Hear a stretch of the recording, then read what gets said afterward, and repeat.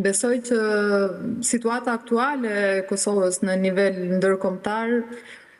nuk mund të shihet e izoluar nga qasja që ka Bashkimi Evropian ndaj rajonit të Ballkanit Perëndimor. Ne nëse e shohim, domethënë me gjithë protestat që kanë ndodhur në Serbi, reagimi i Unionit Evropian ka qenë